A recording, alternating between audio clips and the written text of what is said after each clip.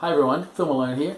I'm just putting this short video together to show you the fastest way to set up the new Motorola Moto G4 Play phone.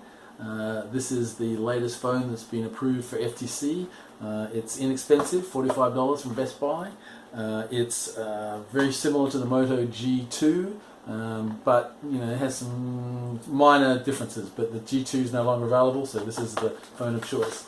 I've already opened this guy up because you know how much I love these packages. So this is how the phone comes. You can just strip off the plastic sheet. So these batteries come with a SIM card and without their battery installed. So to deal with both of those issues, you need to pop the back off. You see there's a little tab here which shows you where there's a little divot in the case. You can stick your fingernail in there. Best not to use anything metallic there. I'm just going to run my finger all the way around.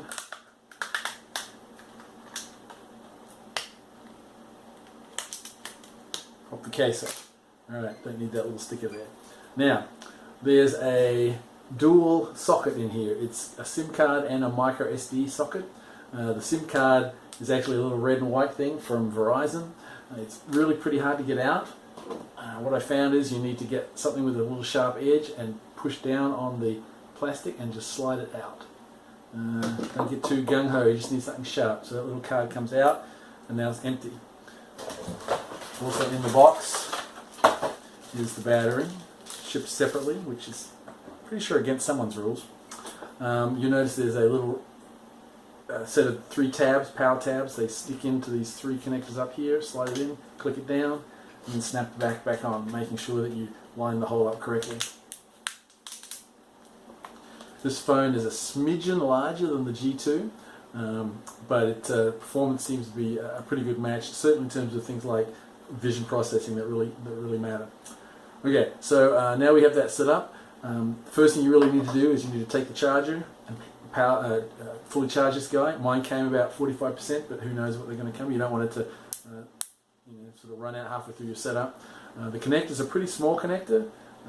That's interesting, but the good thing is it's a fairly stiff fit. You see it's a nice stiff fit. Hopefully they'll stay that way and our robot connector won't come out. So put this guy in charge it up, and when you're done, come back to the video and we'll do the second section, which is configuring it to be a good robot controller or a driver station. Thanks very much. Alright, so here we go. This is the basic setup, the high-speed setup for the phone. So this phone's just been booted up by pressing and holding the power key, and it comes up in this mode here. I hit the next. If the step from the front screen to this screen takes forever, it means you've forgotten to take out the SIM card, so you need to go back and take out the card. At this point we're going to just try and skip everything we can do here. So I'm going to say use Wi-Fi, next. I'm going to skip setting up the network. I'm going to say skip it anyway. It's going to give me all these warnings, but we're just going to forget it. Most of these warnings are to warn you about the fact that you haven't got a card connected. You can set your date and time here. You can give it an account name, but seeing we're not going to log into anything, it seems pointless. You can turn off to protect this device. Let's see any option there. Yes, we're going to say we don't care that we're not safe. We're going to turn off the location features. We're going to turn off help from Android, turn off everything we can because we want this phone to be as clean and unobtrusive as possible. Next to the welcome screen. So that was pretty easy. So yes, we got it, we're all done. So now we have our main screen. The first thing I like to do is set up the home page, and really this just means getting rid of all the junk that you really don't need here. You just press and hold it, and then you can take it up to the remove line here, get rid of photos. We shouldn't be taking any photos. Get rid of Google. I'm going to take off some of these icons off the main bar down the bottom here, give us some room to put our own stuff in here. You can put these back at any time just by using the app icon here. I'm going to take the Play Store. I'm going to keep him down there because we may need him, and I'm going to keep the browser just for reasons best known only to mystical people.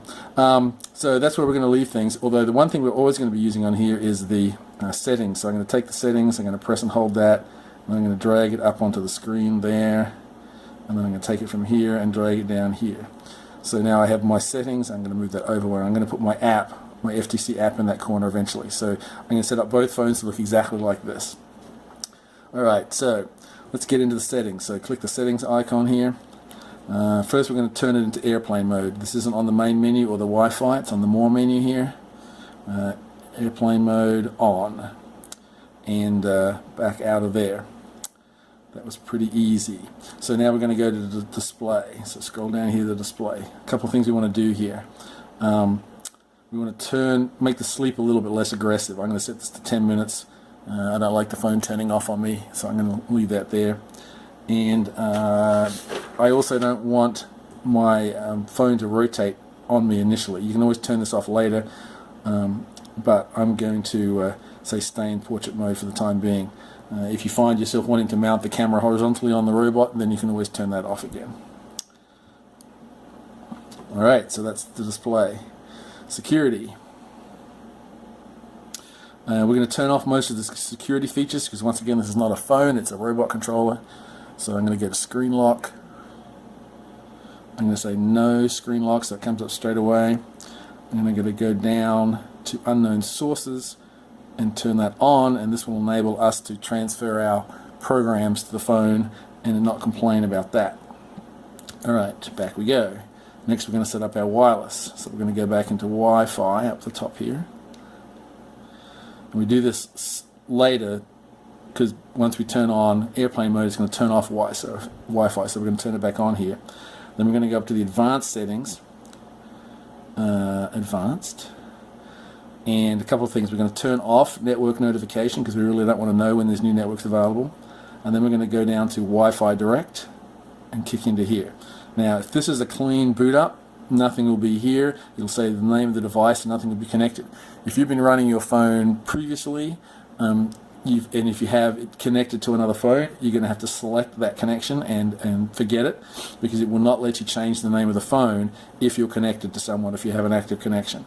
So once I'm here, I can now go up to the menu up the top here and say configure device.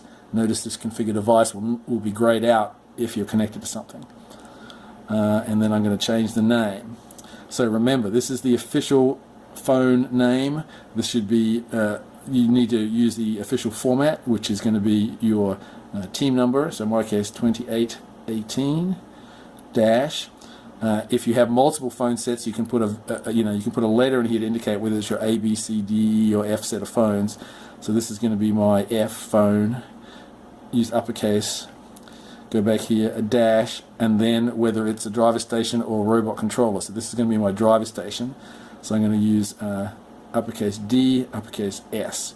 So that's an official naming system. You shouldn't use any other system. Don't put any blanks, underscores, lowercase, anything like that. Stick to this, and then when you connect your phones, they'll work properly. Your other phone would be the robot controller phone, and it should end it with RC. So I'm going to save that and back out of here. And back out of here, all the way back to settings. So I've done Wi-Fi Direct. Alright, next to last thing is we need to turn this phone into a developer phone so we can load our own apps onto it and connect it up to Android Studios. And to do that, we go all the way down to the bottom, select About Phone, scroll all the way to the bottom, and you see there's this entry for build number. We're going to tap this repeatedly. 1, 2, 3, 4, 5, and you see it counting down now, 6, 7. So it says you are now a developer. Woohoo! Alright, backing one level back up again to the settings, and now you see there's a new option that is developer options. It's our last thing we're going to set up. Developer options. We are going to enable USB debugging. That's so that we can transfer our files, and we say yes, that's what we want to do. And we want to configure the serial port. Sorry, configure USB. Blah blah blah, keep going, it's about halfway down. Select the USB configuration. Typically what you want is to have this set to charging. If there's a point where you want to connect your phone to your PC and transfer files back and forwards, you need to go back to this option, select USB configuration, and the one you want is Media Transfer Protocol, MTP.